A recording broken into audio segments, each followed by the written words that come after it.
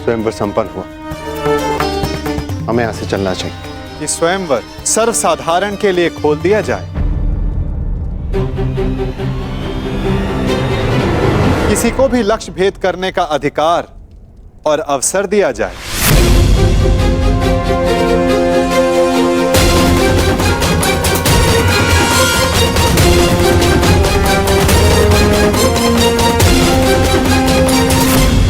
लो, मेरे होने वाले सम्राट, अब स्वयंवर तो सबके लिए खुल गया है। जब कोई कुछ कर ही नहीं पाएगा तो कर्ण को अवश्य अवसर मिलेगा। हमें यहाँ रुकना चाहिए। नहीं मामाश्री, यदि अब हम पांचाल में रुके तो केवल एक ही कारण होगा, और वो युद्ध है, अन्यथा नहीं। चलिए यहां से।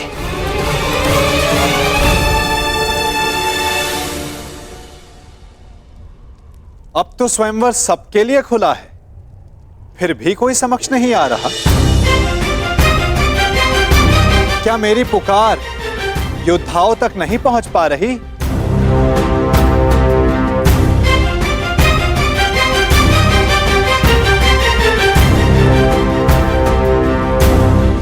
छिपे हुए योद्धाओं, अपने मन से प्रश्न करो कि क्या अधिक महत्वपूर्ण है, अज्ञात में रहकर अपना परिचय छिपाना,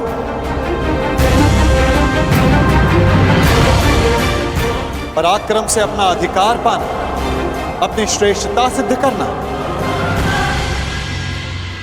क्या कोई योद्धा नहीं जो ये लक्ष्य साध सके? क्या किसी की भुजाओं में बल नहीं? यदि है तो मैं उसका आवाहन करता हूं। अर्जुन, आगे बढ़ो।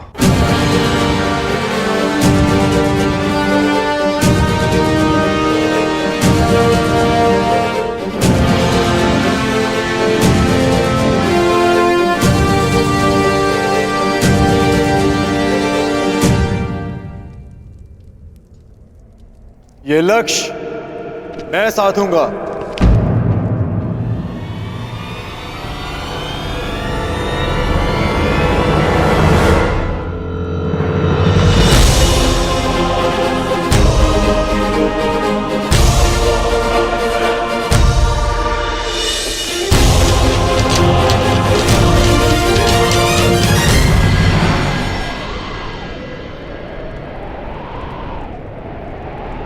जब वो क्षण आएगा तुम्हें स्वयं अनुभूत हो जाएगा सखी।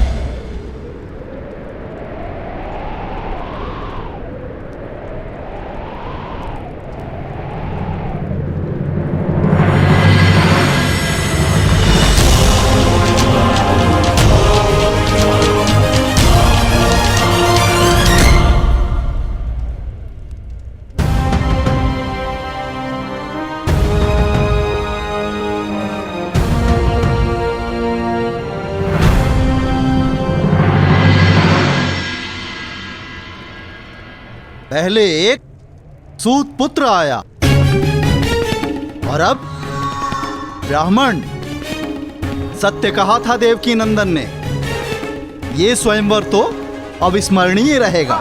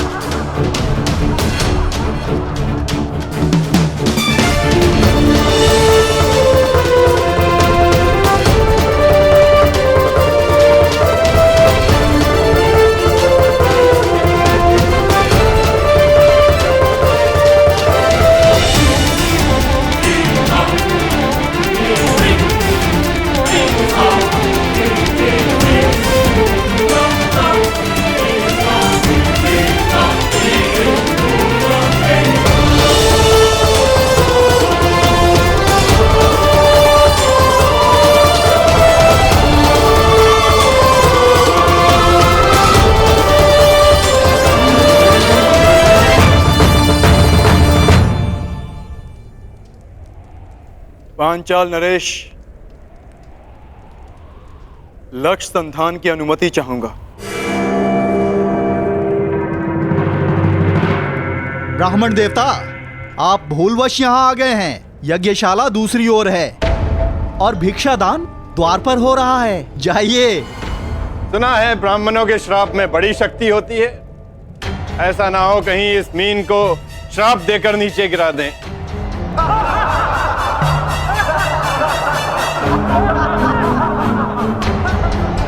ब्राह्मण युवक, क्या तुम विवेक से यह निर्णय ले रहे हो? कदाचित तुम्हारी शिक्षा दीक्षा पालन पोषण इस परीक्षा के अनुरूप नहीं है। यहां उपस्थित सारे योद्धाओं का परिणाम तो तुम देख ही चुके हो।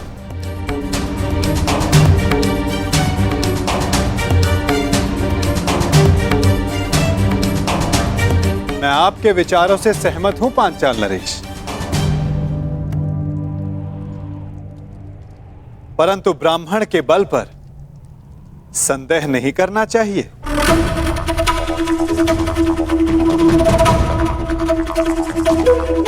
मानसिक दृष्टा शारीरिक बल से अधिक प्रभावी होती है।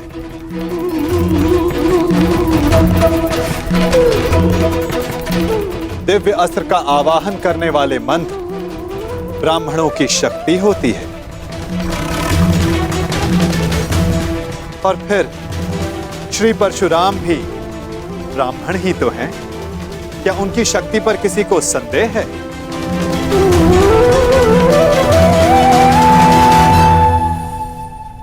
वासुदेव, इस युवक को अनुमति दिलाने के लिए इतना बल क्यों दे रहे हैं?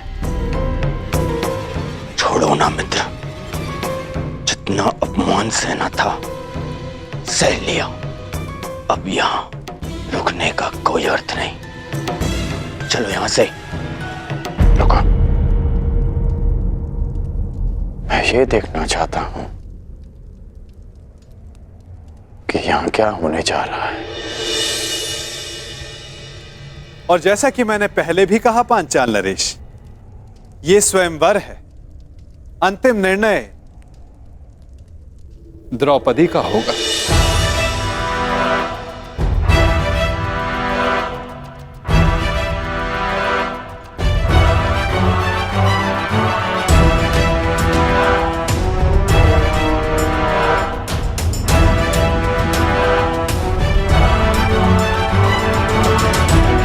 याज्ञसेनी, क्या तुम इस ब्राह्मण युवक को अपना कौशल सिद्ध करने का अवसर देना चाहोगी?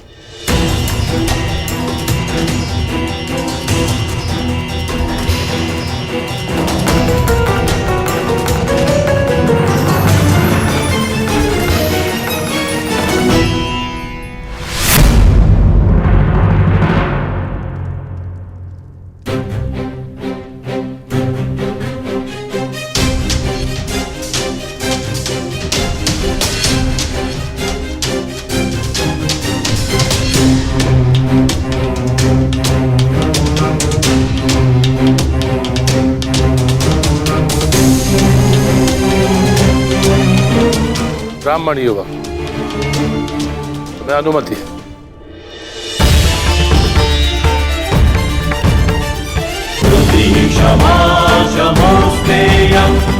शौचमिन्द्रिय निग्रह निर्विद्या सत्यं क्रोधो अशतं धर्मलक्षणम्।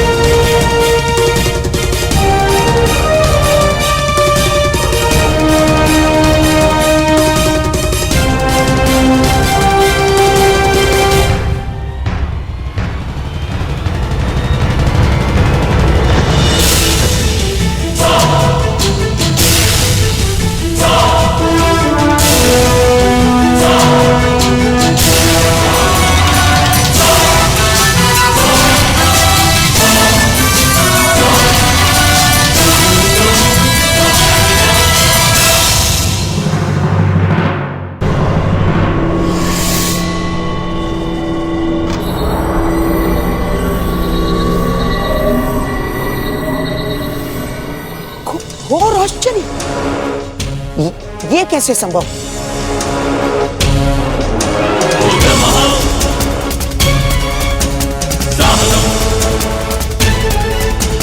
जयम् बुद्धिः उत्तमः साहसम् जयम् बुद्धिः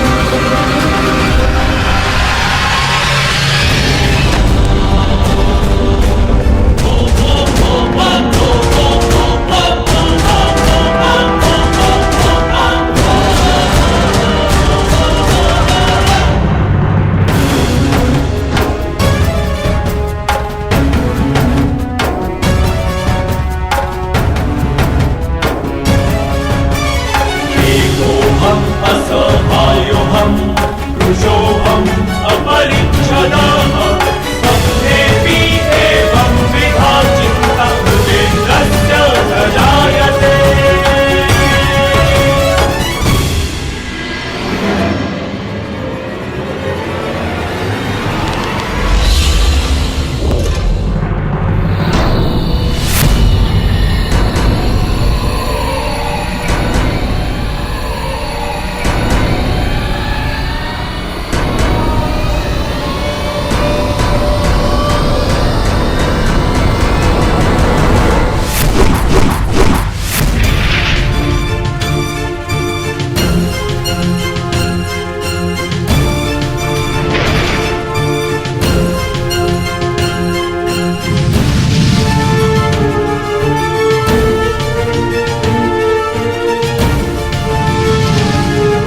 क्या लगता है ये लक्ष्य भेद कर पाएगा?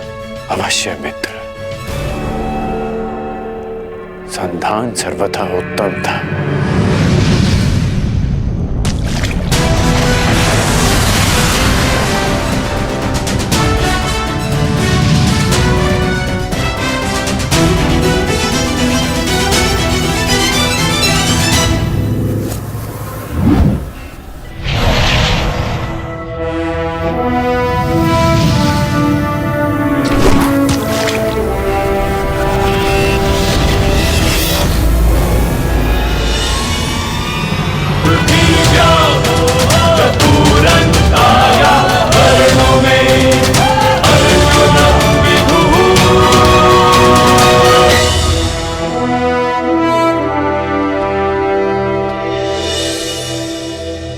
अब अपने वर का चयन तुम्हारे हाथों में है सखी। क्या तुम इस युवक का चयन करोगी?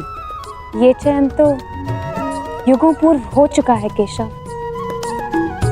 मैंने ये जन्म सिर्फ ये अनुभव करने के लिए लिया है कि क्या मेरा चयन उचित था।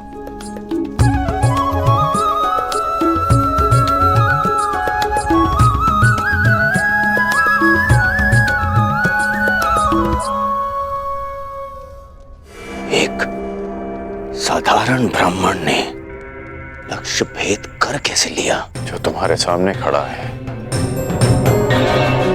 वो सामान्य नहीं है मित्र, कुछ तो असाधारण है इसमें।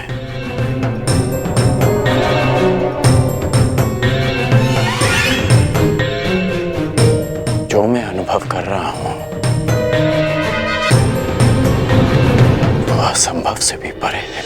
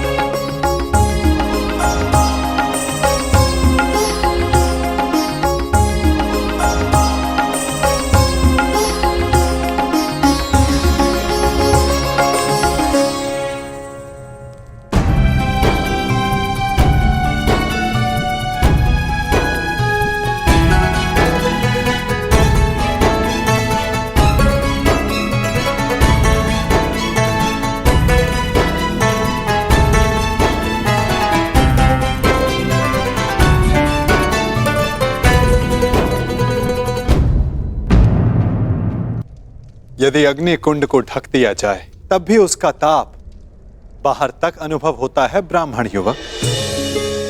तुम्हारे भीतर की योद्धा की अग्नि को ब्राह्मण वेश रोक ना सका। और अग्नि तो पुनीता होती है। जब तक तुम्हारे जीवन का उद्देश्य पूर्ण ना हो जाए तुम्हें भस्म कैसे कर सकती है।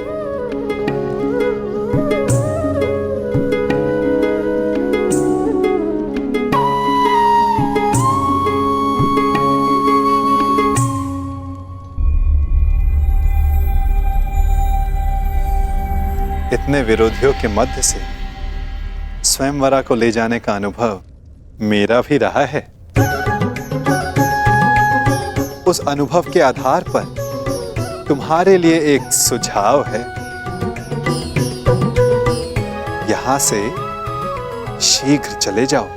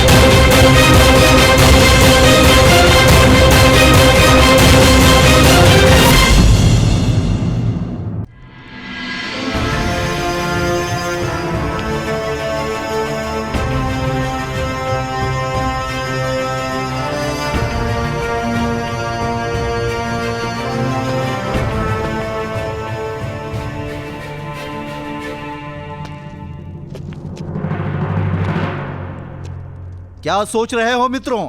क्या मुख लेके जाओगे अपने प्रजाजनों के सम्मुख जब वो पूछेंगे कि स्वयंवर में क्या हुआ? तो ये गाथा बताओगे कि हम महाबली एक धनुष तक ना उठा सके और हमारी नाक के नीचे से भिक्षा पे जीवन व्यतीत करने वाला एक ब्राह्मण पांचाली को लेके चला गया। अगर पांचाली हमारी न हुई तो किसी की नहीं होगी। हम उस ब्राह्मण का वध कर देंगे।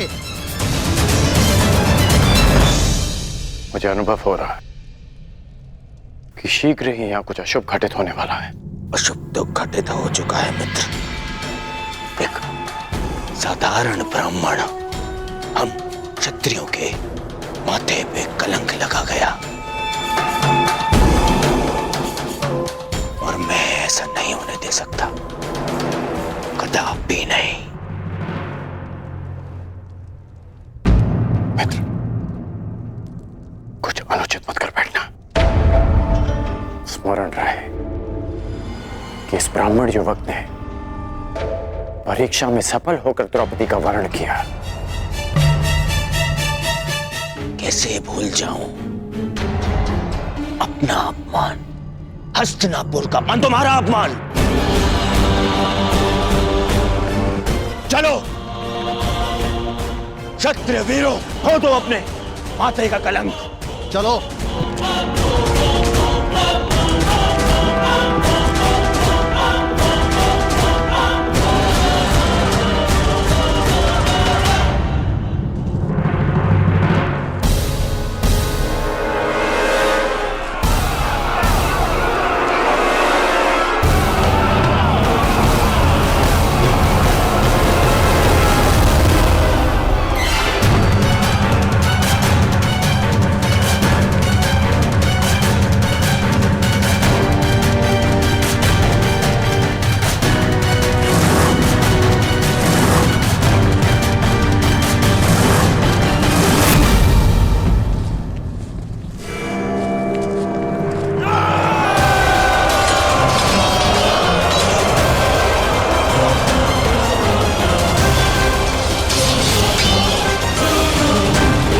सोचिए, पांचाली को यहाँ से सुरक्षित ले जाइए। मैं भी युद्ध कर सकती हूँ। मुझे तुम्हारी क्षमता पर संदेह नहीं है पांचाली, परंतु तुम्हें भी अपने वर की योग्यता पर संदेह नहीं होना चाहिए। जब तक मेरी भुजाओं में बाण चलाने की शक्ति और छाती पर घाव सहने की क्षमता, तुम्हें अस्त्र उठाने की आवश्यकता नहीं पड़ेगी।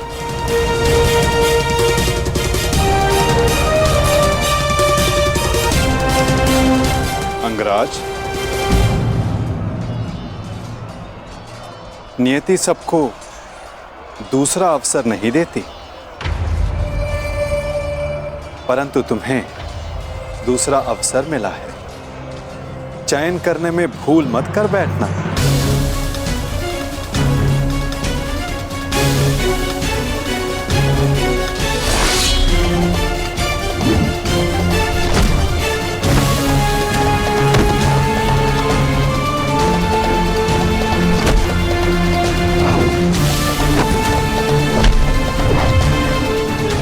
कर्ण, योद्धा का मन सदा युद्ध करने को ललायित रहता है, परंतु जैसे मैंने जरासंध से कहा था कि योद्धा वही होता है जो जब तक हो सके युद्ध को टाले। आपने एक और बात कही थी वासुदेव कि हम सब नियति से बंधे हैं, तो युद्ध होना है तो होगा। हाँ, कारण अवश्य भिन्न हो सकते हैं, कभी तारण तो कभी शंका का निवारण।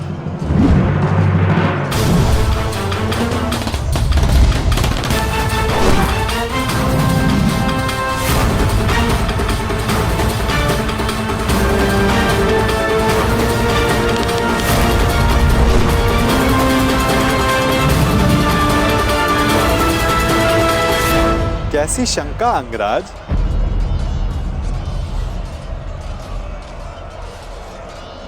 आप तो मेरा मन पढ़ सकते हैं ना वासुदेव,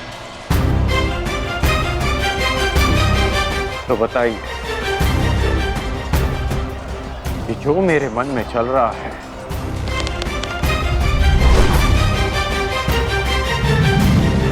क्या वो सत्य है? सत्य तो कुछ भी हो सकता है अंगराज, बस उसे सिद्ध करने के लिए प्रमाण की आवश्यकता होती है, और तुम्हारे शंका का निवारण का केवल एक ही मार्ग है। तो प्रमाण के लिए ही युद्ध होगा। जिस प्रकार हर मनुष्य एक दूसरे से भिन्न होता है, उसी प्रकार हर धनुर्धारी के बाणों की चाल भी एक दूसरे से भिन्न होती है।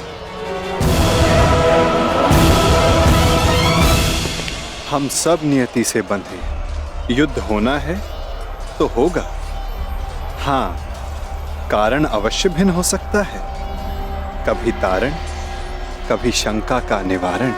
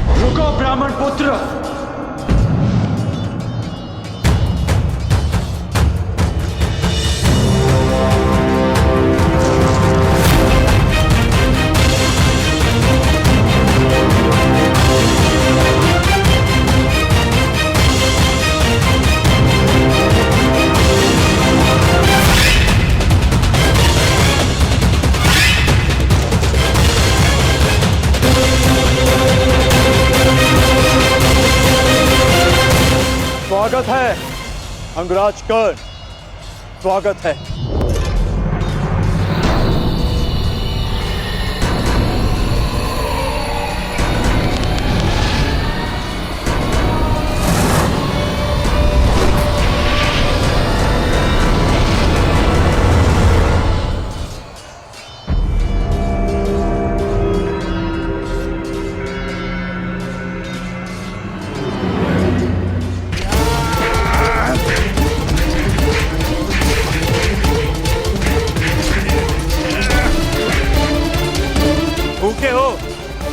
हो ब्राह्मण? अभी ये वृक्ष उखाड़ रहे हैं। अरे हाँ, तुम्हें देखकर मुझे एक मूर्ख का स्मरण होता है, वो भी भोजन के लिए सदैव व्याकुल रहता था। अरे महाकाय ब्राह्मण, बालकों पर क्यों प्रहार कर रहे? आओ, मुझ पर प्रहार कर, आओ। इससे अवसर की मैं कब से प्रतीक्षा कर रहा था।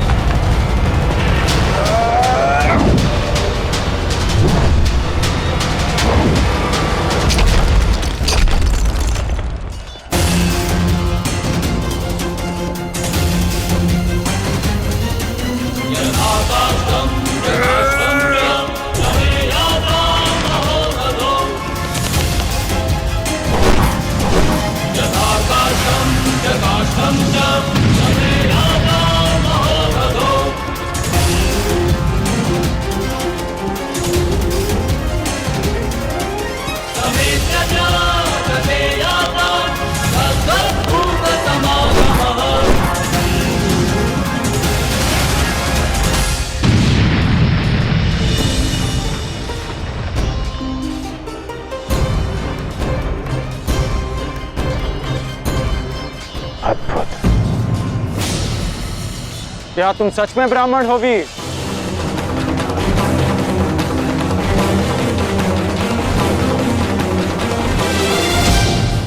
क्या तुम सच में ब्राह्मण हो वीर? सोच लो, कभी कभी असत्य वचन का बहुत भारी मूल्य चुकाना पड़ सकता है। अंगराज, युद्ध में वाणी से नहीं,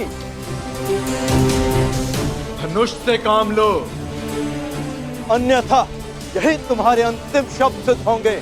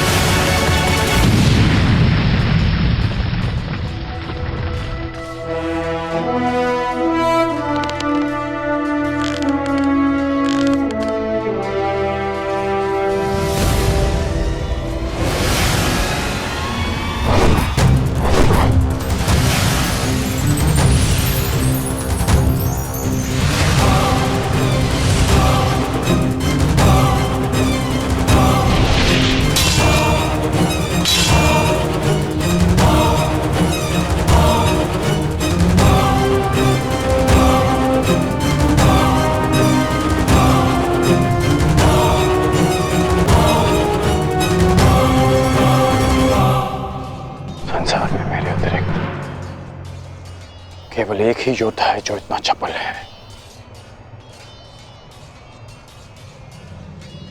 अर्जुन।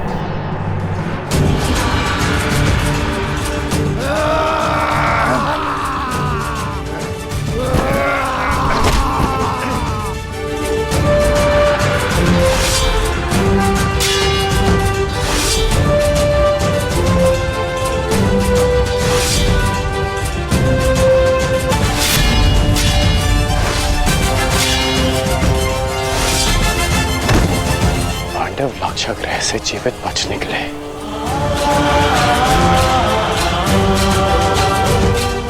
अर्थात माता कुंती भी सुरक्षित है।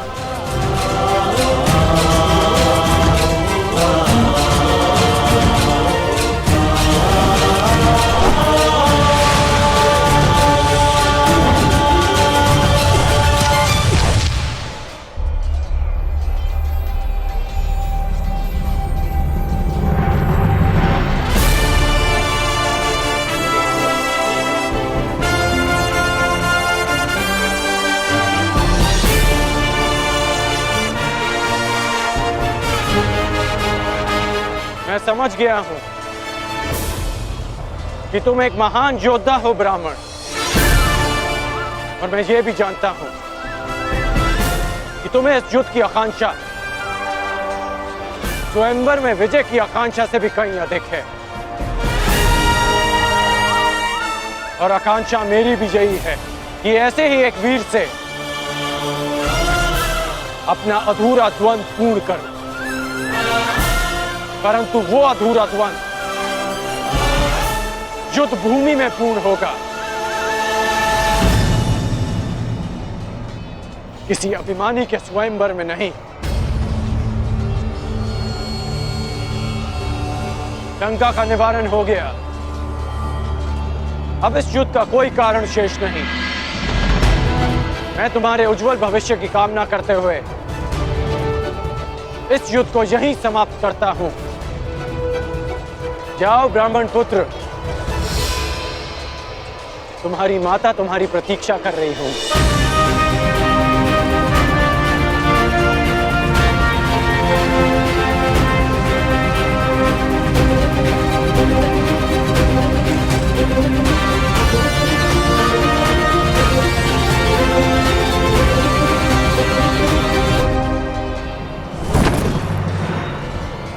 रुक जाओ मित्र,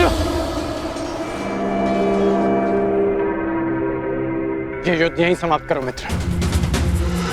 विजेता को अपनी स्वयंवर आदर से ले जाने दो मित्र। नहीं मित्र, हमें नहीं। मित्रों में वाद परिवाद नहीं होता। ये ब्राह्मण अपने उपहार का अधिकारी है।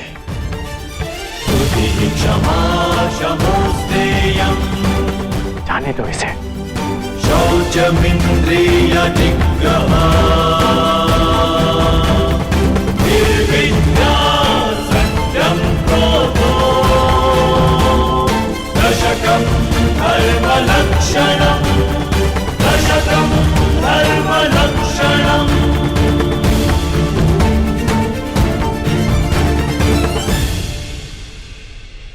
माता कुंती और पांडव जीवित हैं। मेरे मन से एक बोझ उतर गया। अन्यथा लाक्षागृह की वो अग्नि मेरे मन को सदैव जलाती रहती।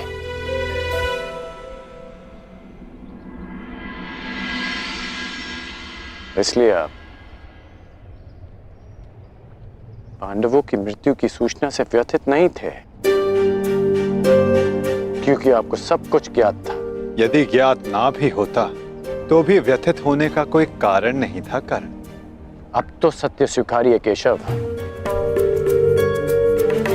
अब समझ आया आपका वो कथन कि एक खेल प्रारंभ होने जा रहा है, वो खेल जिसका मैं भी एक पात्र हूं। अब समझ में आया कि आपने मुझे स्वयंवर में भाग ना लेने की मंत्रणा क्यों दी। अब समझ आया कि कर्म की हुंकार भरने वाले कृष्ण उस समय क्यों मौन रहे, जब जन्म के कारण भरी सभा में मेरा उपहास उड़ाया गया।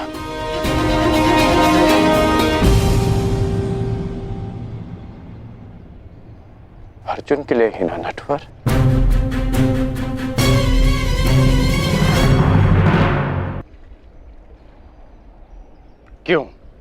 क्यों किया आपने ऐसा? केवल अर्जुन को स्वयंवर में जिताने के लिए? इसलिए आपने ऐसी परीक्षा रखी जो अर्जुन के पक्ष में हो, ताकि वो पांचाली का भंग कर सके। अर्जुन के लिए इतना झुकाव क्यों? उसके लिए मेरा अपमान क्यों? इतना बड़ा खेल क्यों?